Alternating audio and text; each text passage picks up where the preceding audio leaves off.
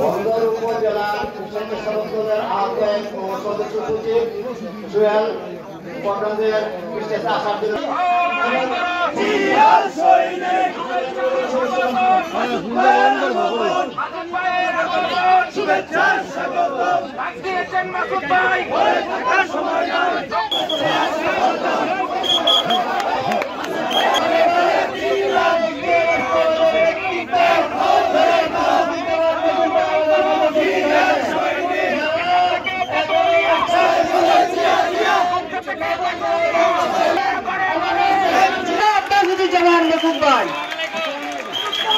আমরা সবাই করতালির মাধ্যমে তাকে স্বাগত জানাই। আমরা চাই মাসুদ ভাইকে মনোনয়ন দিয়ে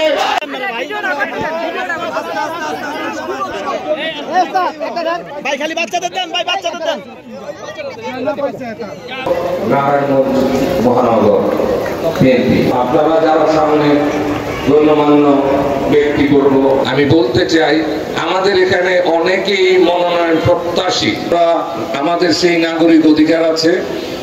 সাগর ভাইও প্রার্থী, আমার জানা মতে আবুল আল টিপু ভাইও আশা করেছেন, উনিও চাবেন, এবং আমাদের অভিভাবক আমাদের সাবেক সংসদ সদস্য অ্যাডভোকেট আব্দুল কালাম সাহেব উনিও আশা করেছেন বা দলের কাছে উনিও দাবি জানিয়েছেন।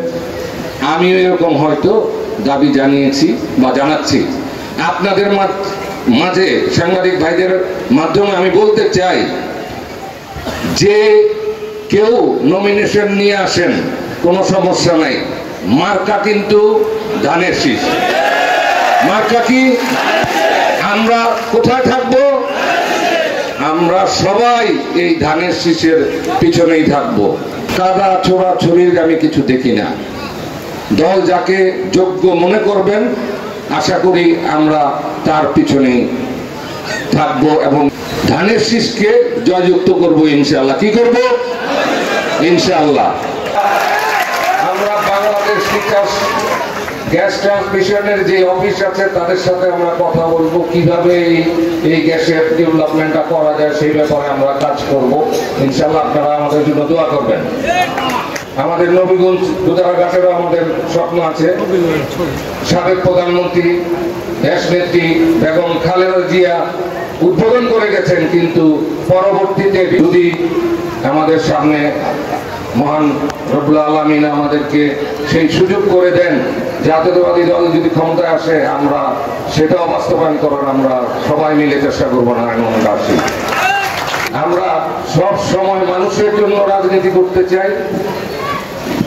আমরা যাতে আপনাদের পাশে থাকি। আমরা একটা জিনিস আমরা চাই, শহর বন্দরের কোনো ভেদাভেদ নাই, এটা একই অঙ্গ।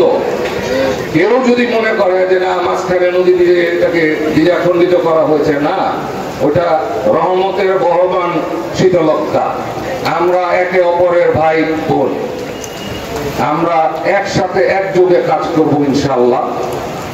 এই যে বৃষ্টি স্নাত এই দিনের এই বিকালে আপনারা উপস্থিত হয়েছেন, আপনাদের কাছে চিরকৃতজ্ঞ থাকবো। বৃষ্টি হচ্ছে, আপনারা সবাই বৃষ্টির মধ্যে ভিজে আমার বক্তব্য শুনছেন, আমি সারা জীবন কৃতজ্ঞ থাকবো। আমি এরকম কমই দেখেছি। আশাবাদী করে আমি আমার বক্তব্য শেষ করছি। আসসালামু আলাইকুম।